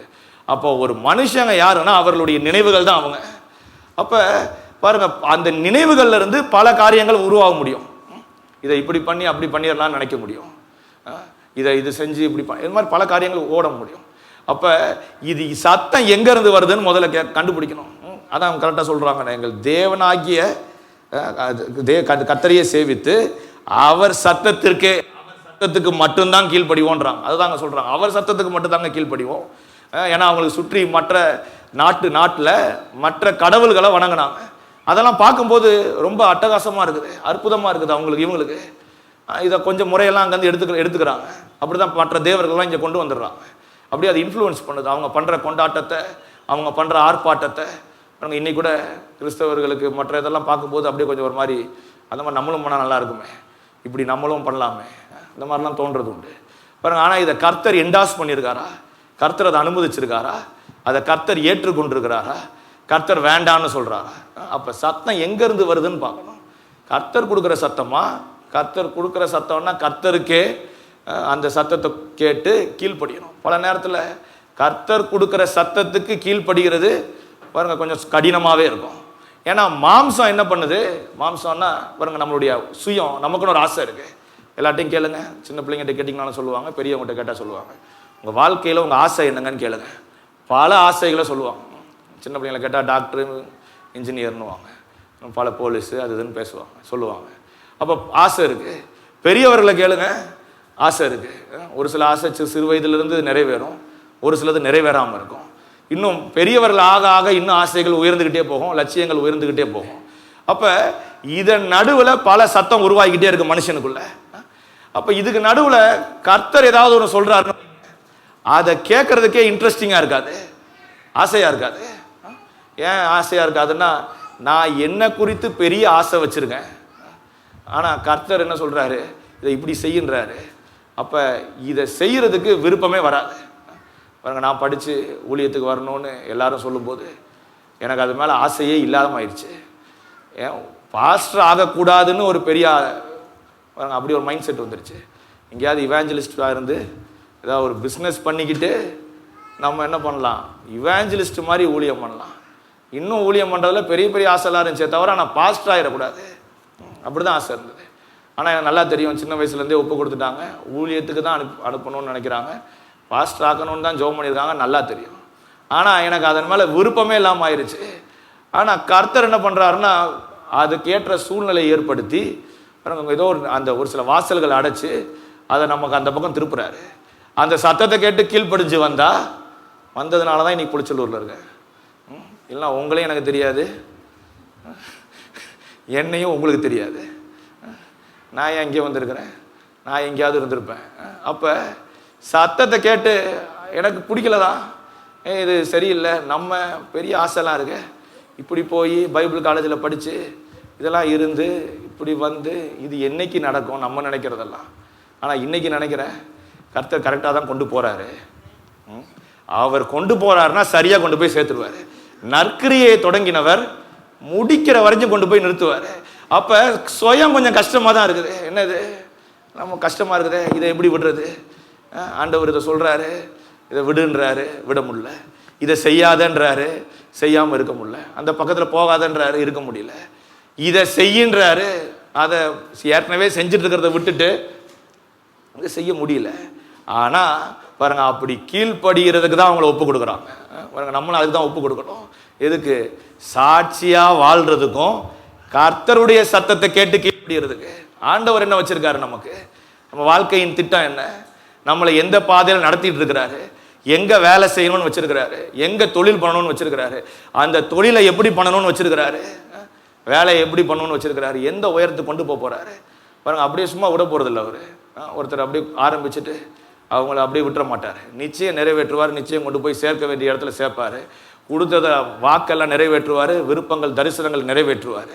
அப்போ அவர் சத்தத்துக்கு கீழ்ப்படிஞ்சு அப்படி போகணும் பாருங்க. அதுக்கு மிக சிறந்த உதாரணம் யாருன்னா, ஆதியாகமத்தின் புஸ்தகம் 22ஆம் அதிகாரத்துக்கு போவோம். ஆதியாகமம் 22. கர்த்தருடைய சத்தத்துக்கு கர்த்தர் சொன்னோன்னே கீழ்ப்படுகிறார் பாருங்க. ஒரு மனுஷன் எவ்வளவு கடினமான சத்தம்னு பாருங்க. அதை விசுவாசத்தோடு செய்கிறார். 22ஆம் அதிகாரம் முதல் வசனம், ஒரு சில வசனங்கள் வாசிப்போம், கவனிங்க. ஆதியாகமம் 22:1. இந்த காரியங்கள் நடந்த பின்பு தேவன் ஆபிரகாமை சோதித்தார். இந்த காரியங்கள் நடந்த பின்பு தேவன் ஆபிரகாமை சோதித்தார். எப்படி எனில், அவர் அவனை நோக்கி ஆபிரகாமே என்றான். அவன் இதோ அடியேன் என்றான். அப்பொழுது அவர், உன் புத்திரனும் உன் ஏக சுதனும் உன் நேசகுமாரனும் ஆகிய ஈசாக்கை நீ இப்பொழுது அழைத்து கொண்டு போய் மோரியா தேசத்திற்கு போய் அங்கே நான் உனக்கு குறிக்கும் மலைகளின் ஒன்றின் மேல் அவனை தகன பலியாக இடு என்றார். பாருங்க, இவ்வளோ கஷ்டமான வேலை பாருங்க. வாக்கு தத்தத்தை கொடுத்து பல ஆண்டுகள் கழித்து பிள்ளையை கொடுத்துருக்காரு. என்ன சொல்றாரு? சோதிக்க போறாராம். சோதிக்கிறதுக்கு என்ன நடக்குது? கொடுத்த பிள்ளைய அழகா சொல்றாரு பாருங்க. உன் புத்திரனும் உன் ஏக சுதனும் உன் நேசகுமாரனும். நல்லா தெரியுது, அவருக்கு ரொம்ப நேசிக்கிறான்னு தெரியுது, அவனோட புத்திரன்னு தெரியுது. தெரிஞ்சதுனால சொல்றாரு, கொண்டு போய் நான் காட்டுற இடத்துல எனக்கு தகன பலியிடு. பாருங்க, பலியிட்டு தான் அன்றைக்கி ஆராதிச்சாங்க. பலி செலுத்தி தான் ஆராதிப்பாங்க. அதுதான் இன்றைக்கு முறை. அதுதான் ஆல்டர் வர்ஷிப்புன்னு அதை சொல்கிறோம். பலி இட்டு கர்த்தரை ஆராதிக்கிறது. பலி கொடுத்து தான் ஆராதனை நடந்துச்சு, பலி இல்லாமல் ஆராதனை கிடையாது. அதனால தான் சொல்கிறாரு, என்னை ஆராதிக்கிறதுக்கு மோரியா மலைக்கு போ, இப்படி தானே போட்டிருக்கு இல்லையா? போய் என்ன நான் சொல்கிற மாதிரி பலியிடு, உன் மகனை பலியிடுன்ற. அப்போ ஆபிரகாம் என்ன பண்ணுறாரு பாருங்க. ஆபிரகாம் அதிகாலையில் எழுந்து தன் கழுதையின் மேல் சேணம் கட்டி தன் வேலைக்காரர்கள் 2 பேரையும் தன் குமாரனையும் ஈசாக்கையும் கூட்டிக் கொண்டு தகன பலிக்கு கட்டைகளை பிளந்து கொண்டு தேவன் தனக்கு குறித்த இடத்திற்கு புறப்பட்டு போனான். பாருங்க, இதை உண்மையாகவே எப்படி வாசிக்கணும்னா, ஒரு பிள்ளைக்கு தகப்பனா, பிள்ளை பிறந்த உடனே பிள்ளை கொஞ்சம் பெரிய ஆளாகி அந்த பிள்ளையை ஆண்டவர் பலி கேட்டால் எப்படி இருக்கும்னு நினச்சி வாசிக்கணும். நமக்கெல்லாம் கர்த்தர் பிள்ளைகளை கொடுத்துருக்காரு. அந்த பிள்ளைங்க கீழே விழுந்துட்டாலே நமக்கு அவ்வளோ கஷ்டமாயிருது. ஐயோன்னு அது வருத்தமாயிருது, ஒரு மாதிரி மோசமாயிருது. அப்போ பலி கேட்குறாருன்னா எப்படி இருக்கும்னு அப்படி நினைக்கணும். அப்போ பலி கேட்குறாரு. கேட்ட உடனே கிளம்பி போகிறாரு. யார்? ஆபிரகாம். பிள்ளைக்கு பலி கேட்ட உடனே அப்படியே விட்டுருல, கிளம்பி போகிறாரு. போய் என்ன பண்ணுறாரு பாருங்கள். 3ஆம் நாளில் ஆபிரகாம் தன் கண்களை ஏறெடுத்து பார்த்து தூரத்தில் அந்த இடத்தை கண்டான். அப்பொழுது ஆபிரகாம் தன் வேலைக்காரரை நோக்கி, நீங்கள் கழுதையை நிறுத்தி இங்கே காத்திருங்கள், நானும் பிள்ளையாண்டானும் அவ்விடம் மட்டும் போய் தொழுது கொண்டு உங்களிடத்தில் திரும்பி வருவோம் என்றான். அவன் விசுவாசத்தை பாருங்க. ஆபிரகாம் என்ன சொல்கிறான்? நானும் பிள்ளையாண்டானும். ஆண்டவர் பலி கேட்டிருக்காரு. ஆனால் இவன் என்ன சொல்கிறான்னா, கீழ்ப்படிஞ்சு கிளம்பிட்டாரு. போய் சொல்கிறாரு, நாங்கள் போய் பலி செலுத்தி திரும்ப வருவோன்றார். சொல்லிட்டு ஆபிரகாம் தகன பலிக்கு கட்டைகளை எடுத்து தன் குமாரனாய் ஈசாக்கின் மேல் வைத்து தன் கையிலே நெருப்பையும் கத்தியையும் எடுத்துக்கொண்டான். இருவரும் கூடி போனார்கள். அப்பொழுது ஈசாக்கு தன் தகப்பனாகி ஆபிரகாமை நோக்கி, என் தகப்பனே என்றான். அதற்கு அவன், என் மகனே இதோ இருக்கிறேன் என்றான். அப்பொழுது அவன், இதோ நெருப்பும் கட்டையும் இருக்கிறது, தகன பலிக்கு ஆட்டுக்குட்டி எங்கே? பிள்ளைய தான் பலி கொடுக்க போகிறான். பிள்ளை கேட்குது, தகன பலிக்கு ஆட்டுக்குட்டி எங்கன்னு. எப்படி இருந்திருக்கும்னு யோசிப்பார். லிட்ரலாக அவருடைய ஷூஸில் இருந்து இதை பார்க்கணும். அவருடைய ஷூஸ்னால் அவருடைய கால்களில் பாருங்க நின்று, ஆங்கிலத்தை சொல்லுவாங்க, அவங்களுடைய பாதரட்சியிலேருந்து அவங்க ஷூஸில் இருந்து நின்று அதை உணரணும். அவனுடைய இடத்துல இருந்து இதை உணரணும். ஆபிரகாமுடைய இடத்துல இருந்து. அப்படியே சும்மா அப்படியே வாசிட்டு போகக்கூடாது. பிள்ளைய கேட்டால் தான் பின்னால் நடந்தது தெரிஞ்சிருச்சு. இல்லை, நம்ம எப்படி வாசிக்கிறோம்னா பின்னால் நடந்தது தெரிஞ்சிருச்சு, பிள்ளைக்கு ஒன்றும் ஆகலைன்னு. அதனால் இதை வாசிக்கும் போதே இதுக்கு மேலே ஒரு பெரிய மதிப்பு வர்றதில்லை. சும்மா அப்படியே போகிற போக்கில் நேராக போகிறோம். இது எப்படி வாசிக்கணும்னா, உண்மையாகவே ஆபிரகாமுடைய மனசு எப்படி இருந்திருக்கும் அந்த இடத்துல, அந்த நேரத்தில் அப்படி மனசில் வச்சுக்கிட்டு வாசிக்கணும். அப்போ தான் சொல்கிறாரு ஆபிரகாம், பதில் சொல்கிறார் பாருங்க, 8வது வசனம், என் மகனே, தேவன் தமக்கு தகன பலிக்கான ஆட்டுக்குட்டியை பார்த்து கொள்வார் என்றான். அப்புறம் இருவரும் கூடி போய் தேவன் அவனுக்கு சொல்லியிருந்த இடத்திற்கு வந்தார்கள். அங்கே ஆபிரகாம் ஒரு பலிபீடத்தை உண்டாக்கி கட்டைகளை அடுக்கி தன் குமாரனாகிய ஈசாக்கை கட்டி அந்த பலிபீடத்தில் அடுக்கிய கட்டைகளின் மேல் அவனை கிடத்தினான். பின்பு ஆபிரகாம் தன் குமாரனை வெட்டும்படி தன் கையை நீட்டி கத்தியை எடுத்தான். பாருங்க, அந்த ஈசாக்கும் ரொம்ப அமைதியாக போய் ஏறி படுத்துக்கிட்டான்னு நினைக்கிறேன். அவனை அழுது ஆர்ப்பாட்டம் பண்ணல. நல்லா பலி செலுத்துறதெல்லாம் பார்த்த ஆளு தான் ஈசாக்கு. பார்க்காம ஆட்டுக்குட்டி எங்கன்னு கேட்க மாட்டான். பலி செலுத்துறதை ஏற்கனவே தெரியும். பலி செலுத்தி தான் கர்த்தரை இப்படி ஆராதிப்பாங்கன்னு தெரியும். அதனால தான் ஆட்டுக்குட்டி எங்கன்னு கேட்குறான். ஆனால் இப்போ பேசுகிற அளவுக்கு விவரம் வந்துருச்சு. தூக்கி கட்டையில் போட்டப்போ கூட அவன் கத்துன மாதிரி தெரியல. அவனும் அமைதியாக இருக்கிறான்.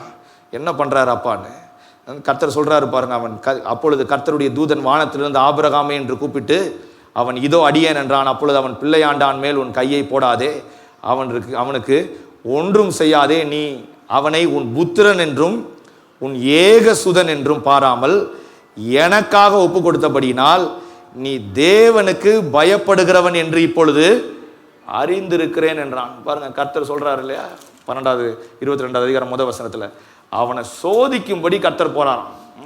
கர்த்தர் பிள்ளைய எடுத்துக்கிறவர் இல்லை, கொடுத்துட்டு பிள்ளைய பிடுங்குறவர் இல்லை, ஆசீர்வாதத்தை கொடுத்துட்டு வாங்கிக்கிறவர் இல்லை, ஆசை காட்டிட்டு அதை செய்யாம போயிடுறவர் இல்லை. இவர் மனுஷங்க பல நேரத்தில் ஆசை காட்டிட்டு அவங்களால செய்ய முடியாம ஆயிரும். அவங்களுக்கு அந்த லிமிட்டேஷன் இருக்குது, அது செய்ய முடியாது. அப்போ அதை செய்ய முடியாமல் ஆயிரும். பிள்ளைகள் கூட பெற்றோர்கள் அதை வாங்கித்தரேன் இதை வாங்கித்தரேன்னு சொல்ல முடியும், ஆனால் அவங்களுடைய லிமிட்டேஷன் ஒன்று இருக்கு இல்லையா, அவங்களுக்குன்னு இவ்வளோ தான் தகுதி இருக்குது. அப்போ அதை செய்ய முடியாத மாதிரி பெற்றோர்கள் பிள்ளைகளுக்கு ஆயிட முடியும். ஆனால் கர்த்தருக்கு அப்படி அந்த தகுதி நிலையே கிடையாது, வரம்பே கிடையாது. அவருக்கு என்ன சொன்னாரோ செய்வார். அப்போ அவர் சோதிக்கிறதுக்கு நம்ம கீழ்ப்படுகிறோமான்னு பார்க்குறாரு பாருங்க. அவருக்கு எப்படி சோதிக்கிறார் பாருங்க, எந்த நிலைக்கு போய் சோதிக்கிறாரு. உன் ஏக சுதனும், இங்கே ரொம்ப அழகாக சொல்லப்பட்டிருக்கு பாருங்க, உன் புத்திரனும் என்றும் உன் ஏக சுதன் என்றும் பாராமல் எனக்காய் நீ ஒப்பு கொடுத்தபடியினால் நீ தேவனுக்கு பயப்படுகிறான் என்று இப்பொழுது அறிந்திருக்கிறேன். அப்ப கர்த்தருக்கு எப்படி கீழ்ப்படியணும்னா, நமக்கு ரொம்ப ஆசையா இருக்கிறத அவர் கேட்டா கூட பாருங்க கொடுக்கறதுக்கு மனசு இருக்கா பாருங்க. அப்படி மனசு வந்துருச்சுன்னா நான் எனக்குன்னு சொல்றதுக்கு இப்போ ஒண்ணுமே இல்லைங்க, கர்த்தரை தான் நான் முதல்ல நினைக்கிறேன்னு சொல்ல முடியுமா பாருங்க. அப்படி சொன்னாதான் இந்த நிலையை அடைஞ்சிருக்கோன்னு அர்த்தம். ஆபிரகாமுக்கு பிள்ளை ரொம்ப முக்கியமான ஆளு, ஆபிரகாம் மட்டும் இல்லை நம்ம எல்லாருக்கும் தான். அப்ப அந்த நிலையை அடைஞ்சிருக்காருன்னா பாருங்க, கர்த்தர் கேட்கிறாருன்னு பலி செலுத்த போறாருன்னா, அப்ப ஆபிரகாமுக்கு கர்த்தருடைய வாக்கை தவிர வேற எதுவும் முக்கியம் இல்லை பாருங்க. அதுதான் நினைக்கிறாரு, கர்த்தருடைய வாக்கை தவிர வேற எதுவும் முக்கியம் இல்லைன்னு நினைக்கிறாரு. பிள்ளையா இருந்தாலும் கர்த்தருக்கு அதுதான் காட்டுறாரு, பிள்ளையா இருந்தாலும் கர்த்தருக்கு அடுத்து. பிள்ளைய கூட கர்த்தர் இடத்துல போய் வச்சிட முடியாது, இது ஆண்டவர் தான் கொடுத்துருக்காரு. அதை ரொம்ப நேசிக்கிறாங்க, நேசிக்கணும் தான், எல்லாரும் அவங்க பிள்ளைங்களை நேசிக்கிறாங்க. ஆனால் கர்த்தர் சொன்ன பாருங்க அந்த வார்த்தையை கேட்டு ஆபிரகாம் எப்படி போறாரு பாருங்க. இதுதான் கீழ்ப்படிதலுடைய அதிகப்படியான நிலை. இப்படிதான் கிறிஸ்தவர்களுடைய வாழ்க்கையில கீழ்ப்படிதல் இருக்கணும். ஒரு ஆண்டவர் கீழ்ப்படுகிறேன்னா இதுதான் கீழ்ப்படிதல். ஏதோ நான் சொல்றதெல்லாம் கேட்டுருவாங்க, அப்படி அதெல்லாம் பண்ணுவாங்க, அப்படி இல்லை. என் மனசுக்குள்ள என் உள்ளத்துக்குள்ள என்ன நினைச்சுக்கிட்டு இருக்கிறேன் அதை தான் ஆண்டவர் பார்க்குறாரு. என் உள்ளத்தினுடைய நினைவுகள் தான் செயல்களாய் வெளிப்படணும். அதை தான் பலியிட தூக்கிட்டு போறாரு ஆபிரகாம். அப்போ உள்ளத்துக்குள்ள ஆண்டவரை பெருசா நினைக்கிறார், கர்த்தருடைய வார்த்தையை பெருசா பார்க்குறாரு பாருங்க. இன்னைக்கு ஊர்ல பல நேரத்தில் வேலைக்கு இந்த மாதிரி நல்ல காரியங்களுக்கெல்லாம் ஜெபம் பண்ண சொல்லுவாங்க பொதுவாக சபையில் கிறிஸ்தவர். ஆனால் அது கிடைக்கிற வரைக்கும் ரொம்ப தீவிரமாக இருப்பான், ரொம்ப வேகமாக வருவாங்க, ரொம்ப வேகமாக அதுக்காக ஜெபம் பண்ணுவாங்க, ஆராதனைலாம் கரெக்டாக வந்துடுவாங்க, எல்லாம் சரியாக இருப்பாங்க. ஆனால் கிடைச்சிருச்சுன்னு வைங்க, கிடைச்சதையே காரணம் காட்டிக்கிட்டு என்ன சொல்லுவாங்கன்னா, பிரதர் இப்போ முன்னால் மாதிரிலாம் வர முடியல பிரதர், இது ஒரே தொல்லையாக இருக்குது, இதை வச்சுக்கிட்டு இது என்ன பண்ணுறது பிரதர்னு. இந்த வேலை வந்தது தான் எனக்கு ஒரே கஷ்டமாயிருச்சு, இதை கொடுத்ததுனால தானே நீங்கள் வரமாட்டேற என்கிட்ட, இதை காரணம் காட்டுற. இப்போ வேலையாக இருக்கட்டும் பாருங்க, பிள்ளைகளாக இருக்கட்டும், பிள்ளைகளுக்காக ஜெபம் பண்ணுவாங்க, ஆண்டவரே பிள்ளையை தாங்க. வந்ததுக்கப்புறம் சொல்லுவாங்க, இந்த பிள்ளை ஒரே தொல்லை பண்ணது பிரதர், இதை வச்சுக்கிட்டு எங்கே வர்றதுன்னு. அதுக்கு தான் ஒரே ஜெபம் நடந்திருக்கும், அதுக்காக தான் இங்கே ஒரே கூடி ஒரே அவ்வளோ ஜெபம் ஓடிட்டு இருந்திருக்கும். இப்போ அது வந்தோடனே அதை ஆசீர்வாதமாகவே பார்க்கறது இல்லை, அதை ஒரு சுமையாக பார்க்கறது, அதனால் வர வேண்டிய வேலையை செய்கிறது இல்லை, ஆண்டவரை தேடுறது இல்லை. இது தூங்கவே மாட்டேங்குது பிரதர், ராத்திரி ஃபுல்லாக தூங்காது தான், ஃபுல்லானா தூங்க மாட்டேங்குது, எங்கள் வீட்லேயும் தான் தூங்குறது இல்லை, ஒரே போராட்டமாக தான் இருக்குது எங்களுக்கு, என்ன பண்ணுறது. அப்போ தூங்காதனால காலைல நான் இங்கே வராமல் போயிட முடியுமா? ஆனால் தூங்க வைப்பார் ஆண்டவர். சரி, ஆரம்பத்தில் தூங்காமல் கஷ்டப்பட்ட நாட்கள் போய் தூங்குற நாளையும் கொண்டு வருவார். அப்போ அவரை நோக்கி பார்த்தா தூங்க வைப்பார், சரியாக அதை நர்ச்சர் பண்ண வைப்பார், சரியாக உருவாக்க வைப்பார். அப்போ ஆசீர்வாதத்துக்கு மேலே கவனம் வந்த உடனே இது கிடச்சிருச்சுங்க, இது கொடுத்த இது எதுவும் தடையக்கூடாது. இப்போ கர்த்தரை தேடுறதுக்கும் கர்த்தர் மேலே கவனத்தை வைக்கிறதுக்கு ஆசீர்வாதம் தடையா. ஆபிரகாமுக்கு தடையா இல்லை பாருங்க. ஆபிரகாம் எப்படி விசுவாசிச்சான் இருக்கு பாருங்க, அது ரொம்ப இன்ட்ரெஸ்டிங்கானது. எபிரேயர் 11ஆம் அதிகாரத்துக்கு போவோம் பாருங்க. எபிரேயர் 11. ஆபிரகாமை பற்றி விசுவாசத்தை பற்றி பேசும்போது ஆபிரகாம் பற்றி சொல்றாங்க பாருங்க. ஆபிரகாம் என்ன பண்ணாராம், மேலும் விசுவாசத்தினால் ஆபிரகாம் தான் சோதிக்கப்பட்ட போது ஈசாக்கை பலியாக ஒப்பு கொடுத்தான். ஈசாக்கினிடத்தில் உன் சந்ததி விளங்கும் என்று அவனோடே சொல்லப்பட்டிருந்ததே. இப்படி வாக்கு தத்தங்களை பெற்றவன் மரித்தோரிலிருந்து எழுப்ப தேவன் வல்லவராய் இருக்கிறார் என்று எண்ணி. எல்லாரும் வாசிக்கிறீங்களா? 18, ஈசாக்கினிடத்தில் உன் சந்ததி விளங்கும் என்று அவனோடே சொல்லப்பட்டிருந்ததே. இப்படிப்பட்ட வாக்கு தத்தங்களை பெற்றவன் மரித்தோரிலிருந்து எழுப்ப தேவன் வல்லவராக இருக்கிற. மரிச்சு போனா கூட, ஈசாக்கு செத்துட்டா கூட பலியிட்டு, மரித்தா கூட எழுப்ப யாரு வல்லவரான்? தேவன். சொல்லுங்களேன், உங்களெல்லாம் கேட்டா இது என்ன, இது இப்படி எங்க ஆசையெல்லாம் விடுன்னு சொன்னீங்கன்னா எங்கங்க அடுத்த வாரம் என்னங்க இப்படி பேசுறீங்க, கொஞ்சம் இன்ட்ரெஸ்டிங்காக பேசுங்க அடுத்த வாரம்னு சொல்ற மாதிரி இருக்கு. இல்லை, இது ரொம்ப முக்கியம். இதெல்லாம் ஃபவுண்டேஷன், அடிப்படை கிறிஸ்தவ வாழ்க்கையில். இதுதான் வாழ்க்கையை பாருங்க கட்டுறதுக்கு அடித்தளம், அஸ்திபாரம். இது சரியா இருந்தால் தான் வாழ்க்கை கட்டப்படும். அப்போ எப்படி என்றாரு பாருங்க, அவனுக்கு என்ன நினைச்சாராம்? மரித்தோரிலிருந்து எழுப்ப. சொல்லுங்களேன், தேவன். ஆமா, எல்லாரும் வாயை திறந்து சொல்லுங்க, எல்லாம் வாயை திறந்து கட்டும். தேவன் வல்லவராய் இருக்கிறார். மரித்தோரிலிருந்து எழுப்ப தேவன் வல்லவராய் இருக்கிறார். அப்ப எனக்கு பிடிச்சது, ரொம்ப இஷ்டமானது, இதை ஆண்டவர் கேட்கிறாருங்க, இதுல இருந்து நான் விட்டு வர முடியாதுன்னு சொல்ல வேண்டியதில்லை. அது இல்லாம போனாலும் திரும்ப கொடுப்பாரு. ஈசாக்கை பற்றி எப்படி விசுவாசிக்கிறார் பாருங்க. மரித்தோரிலிருந்து எழுப்ப வல்லவர், வல்லவரா இருக்கிறாரு.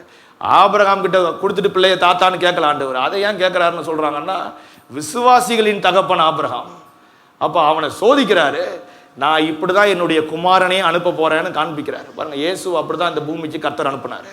நம்முடைய சார்பாய் நமக்கு பலியாகும்படி அவருடைய குமாரன் அனுப்பினாரு. அப்ப அதை காண்பிக்கும்படி தான் ஆபிரகாமுக்கு பாருங்க அப்படி கேட்டாருன்னு அதை சொல்றாங்க. அப்ப நம்ம எதை கவனிக்கணும்னா, கர்த்தருக்கு முன்னால கீழ்ப்படிதல் எப்படி இருக்கணும்னா, அவர் மரித்தோரிலிருந்தும் எழும்ப பண்ணுவாருங்கிறத எண்ணி தனக்கு ஒரே பேரானவனையே பலியாக ஒப்பு கொடுத்தான். மரித்தோரிலிருந்து அவனை பாவனையாக திரும்பவும் பெற்றுக்கொண்டான். பாருங்க, மரிச்ச மாதிரி தான், சாகலை, ஆனா மரித்த மாதிரி பாவனையா நடக்குது. இயேசு பின்னால மரிக்கிறார் இல்லையா, சிலுவையில மரிச்சு 3ஆம் நாள் உயிரோடு எழும்புறாரு. அந்த மாதிரி பாவனையாய் பெற்றுக்கொண்டான். அப்ப எப்படி கீழ்ப்படிதல் உண்டாகணும்னா, இந்த மாதிரி மனநிலையோடு தான் கீழ்ப்படிதல் நடக்கணும். எனக்குன்னு ஆசை ஒன்றும் இல்லை. கர்த்தர் குடும்பத்தை கொடுத்துருக்காரு, பிள்ளைய கொடுத்துருக்காரு, வேலையை கொடுத்துருக்காரா, இருக்கு, வியாபாரமா இருக்கு, எல்லாம் இருக்கு. ஆனா கர்த்தர் தான் எல்லாத்துக்கும் மேல, இதற்கு அப்புறம் தான் மற்றதெல்லாம் பாருங்க. அதுதான் ரொம்ப முக்கியம். கர்த்தரை முதன்மையாக்கி பாருங்க, மற்றவைகளை ரெண்டாவது ஆக்கும்போது கர்த்தரே குடும்பத்தை கட்டுறாரு, வாசல்களை திறக்கிறாரு. இஸ்ரவேலர்கள் தேசத்தை சுதந்திரிச்சது போல நீங்களும் இந்த பூமியை கர்த்தருடைய நாம மகிமைக்காய் உங்களை சுதந்திரிக்கும்படி பண்றாரு. இந்த பூமியில வாழும்போது வெற்றியா வாழும்படி பண்றாரு. ஏன்னா கர்த்தரை முன்னிறுத்துறீங்க பாருங்க. மனசை போட்டு எதையும் போட்டு யோசிக்கிறது. அதான் வசனம் சொல்லுது, கர்த்தர் மேல் உன் பாரத்தை வை. இப்ப பாரம் எனக்கு ஒன்றும் இல்லை, ஏன்னா கர்த்தர் நடத்துறாரு, கர்த்தர் பார்த்துக்கிறாரு, கர்த்தர் முன்னால போறாரு. அவர் சொல்றபடி கீழ்ப்படுகிறதுக்கு இப்ப தயாராயிட்டேன். ஊழியத்துக்கு ஒப்பு கொடுக்கணும்னு நினைக்கிறேன். அன்னைக்கெல்லாம் எனக்கு விருப்பமே இல்லை. இங்க படிக்க வந்தோம், நான் வியாபாரம் எப்படி பண்ணலான்னு யோசிச்சுட்டு இருந்தேன். படிச்சு முடிச்சுட்டு இவாஞ்சலிஸ்ட் ஆயிடணும், பாஸ்டர் ஆகக்கூடாது. ஆனா கர்த்தர் எல்லா கதவையும் அடைக்கிறாருன்னு தெரிஞ்சிருச்சு. முதல்ல தெரியலன்னா இன்னும் எங்கேயா சுத்திட்டு இருந்திருப்பேன்னு நினைக்கிறேன். எல்லாம் காலையில எழும்பி கஷ்டப்பட்டு போய் சாயங்காலம் வரைக்கும் பாடுபட்டு, கையில ஒன்றும் பிரயாசம் இல்லாம, பெருசு ஆசீர்வாதம் இல்லாம, நினைக்க வேண்டியதெல்லாம் உயரத்தில் அப்படியே பறந்துகிட்டே இருந்திருக்கும். அது போய்கிட்டே இருக்கும் முன்னால. நான் ஓட அந்த குதிரையை கட்டி கூட்டு போவாங்க பாருங்க, கண்ணை கட்டி, எல்லாம் ஏதோ அந்த கையில் ஏதோ பொருளை காட்டி கூட்டு போவாங்கன்னு, கடைசி வரைக்கும் பிடிக்கவே முடியாது. அப்படிதான் ஓடிட்டு இருந்திருப்பேன். ஆனா கர்த்தர் சத்தத்துக்கு கீழ்ப்படிஞ்சா கர்த்தர் மேன்மையும் நிறைவையும் கொடுக்கறது மட்டும் இல்லாம வாழ்க்கையவே அர்த்தம் உள்ளதாக்குறாரு. இருதயத்துல அவருக்கு கீழ்ப்படிதலை கொடுத்து ஒவ்வொரு நாளும் நேர்த்தியா கொண்டு செல்றாரு, வெற்றியாய் வாழும்படி பண்றாரு. அதான் ரொம்ப முக்கியம். அப்ப இந்த ரெண்டு காரியம் கடைசியா இன்னைக்கு போன வாரம் அர்ப்பணிச்சது போலவே திரும்பவும் இன்னைக்கு எழுந்திருந்து நம்ம அர்ப்பணிப்போம். எல்லாரும் எழுந்திருந்து நாம் சொல்லுவோம், கர்த்தர் பாருங்க நம்முடைய வாழ்க்கையில நம்மை சாட்சியாய் நிறுத்தும்படி, கர்த்தருக்கு ஏற்ற கீழ்ப்படிதல் நம்மளுடைய வாழ்க்கையில உண்டாகும்படி நம்ம எல்லாரும் எழுந்திருந்து கண்களை மூடி நாம் கர்த்தரை நோக்கி பார்ப்போம். நல்ல கர்த்தாவே, இயேசுவே, உம்மை துதிக்கிறோம், உம்மை ஸ்தோத்திரிக்கிறோம், உமக்கு நன்றி செலுத்துகிறோம். நாங்கள் எங்களை முழுமையாய் ஒப்பு கொடுக்க எங்களுக்கு உதவி செய்யும். நாங்கள் முழுமையாய் ஒப்பு கொடுக்கட்டும்.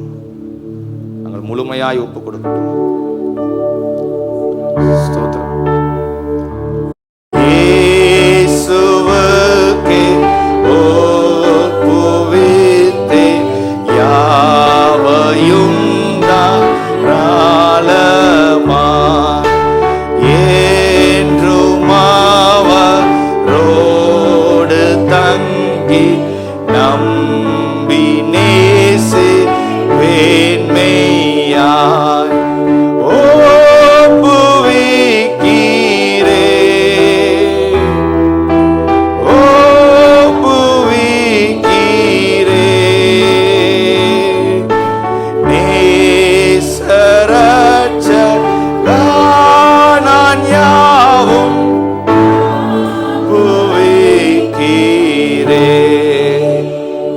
சொல்லுங்க, இயேசுவே எனக்கு பிரியம்னு ஒன்றும் இல்லை, நீரே என்னுடைய பிரியம்.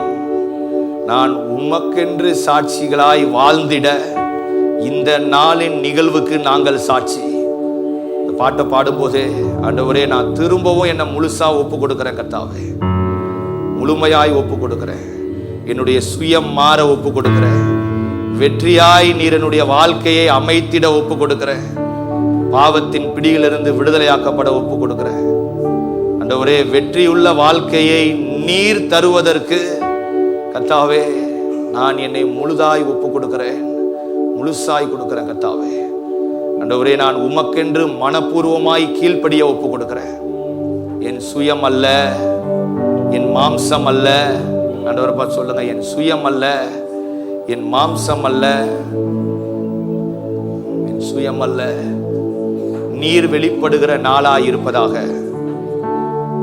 எங்க வாழ்க்கையில இன்னும் அதிகப்படியான உயரங்களுக்கு நாங்கள் செல்ல, உங்களை மகிமைப்படுத்தி உம்மை மகிமைப்படுத்தி இந்த பூமியில வாழ எங்களை நீர் பயன்படுத்துவீராக. திரும்ப ஒருக்க பாடுவோமா? இயேசுவுக்கே ஒப்புவித்தே யாவையும் தாராளமா,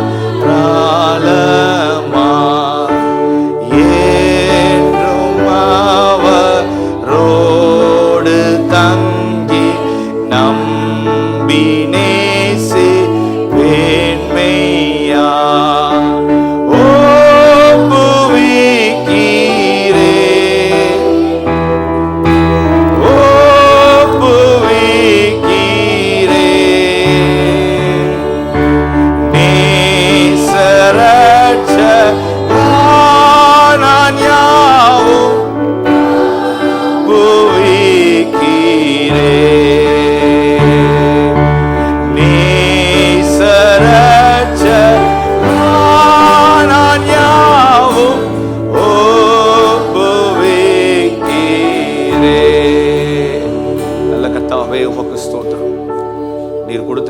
ஒவ்வொரு ஆண்டவரே சபையின் விசுவாச குடும்பங்களுக்காய் உமக்கு ஸ்தோத்திரம். ஒப்பு கொடுக்கிறவர்களை ஆண்டவரே இன்று முதல் இந்த வார்த்தையின்படி கர்த்தாவே வெற்றியாய் தங்களுடைய வாழ்க்கை வாழ்வதற்கு, வெற்றியாய் தங்களுடைய வாழ்க்கை அமைவதற்கு இயேசுவே நாங்கள் தியானித்த இந்த ஒட்டுமொத்த யோசுவாவின் புஸ்தகமும் எங்கள் வாழ்க்கைக்கு பிரயோஜனமாய் இருக்கும்படி கர்த்தாவே நீர் எங்களை சாட்சிகளாய் நிறுத்தும்படி, நீர் எங்களை தகுதிப்படுத்தும்படி, உமக்கென்று நாங்கள் கீழ்ப்படியும்படி எங்களை ஒப்புக் கொடுக்கிறோம். மனதார ஆண்டவரை பார்த்து பேசுங்க. ஆண்டவரே, ஒவ்வொரு குடும்பத்தையும், குடும்பத்தின் பிள்ளைகளையும், ஆண்டவரே பிள்ளைகளின் பிள்ளைகளையும் கர்த்தர் நீர் ஆசீர்வதிப்பீராக. உமக்கு ஏற்ற தேவ பக்தி உள்ள சந்ததி உண்டாவதாக, தேவ பக்தி உள்ள சந்ததி உண்டாவதாக. உலகத்தின் காரியங்கள் குடும்பத்தை ஆளுகை செய்யாதபடிக்கு ஆண்டவரே உமக்கேற்றவைகள் ஆளுகை செய்வதாக, உமக்குண்டானவைகள் குடும்பத்தில் வாசமாய் இருப்பதாக. குடும்பங்கள் வெற்றியாய் ஒவ்வொரு நாளும் வாழ்வார்களாக. கையின் பிரயாசங்களை நீர் ஆசீர்வதிப்பீராக. ஆண்டவரே, உமது வார்த்தைகள் உள்ளத்திலிருந்து கிரியை செய்வதாக. எல்லா கனம் மகிமையெல்லாம் உமக்கு செலுத்தணும். உமது வார்த்தைகள் செய்ய நினைத்தவைகளை, செய்ய இருக்கிறவைகளை செய்து முடிக்கும் என்று நாங்கள் அறிந்திருக்கிறபடி கர்த்தாவே, உமது வார்த்தைகள், இன்றைக்கான வார்த்தைகளை நீரே ஒவ்வொருடைய இருதயங்களையும் விளைய பண்ணுவீராக. அவைகள் உமது நாம மகிமைக்காய் இந்த பகுதியில் எழுந்து ஜொலிப்பார்களாக, அநேகரை ஆசீர்வாதமாக்குவார்களாக. இயேசுவே, உமது நாமம் மகிமைப்படுவதாக. ஆண்டவரே, இந்த குடும்பங்கள் ஆண்டவரே, ஒவ்வொரு குடும்பத்தின் ஒவ்வொரு நபர்கள், பெரியவர்கள் தொடங்கி சிறியவர்கள் வரை இந்த பகுதியில் அநேகருக்கு ஆசீர்வாதமாய் விளங்க, அநேகரை ஆசீர்வதிக்க, அநேகருக்கு நன்மை செய்கிறவர்களாய், ஆண்டவரே சபையின் ஐக்கியத்தில் சேர்க்கிறவர்களாய் கர்த்தர் ஒவ்வொருவரையும் நீர் அபிஷேகிப்பீராக. நாமம் மகிமைப்படட்டும், பெரிய காரியங்கள் நடக்கட்டும். கனம் மகிமை உமக்கு செலுத்துகிறோம் இயேசுவின் நாமத்தில் நல்ல கர்த்தாவே, ஆமென்.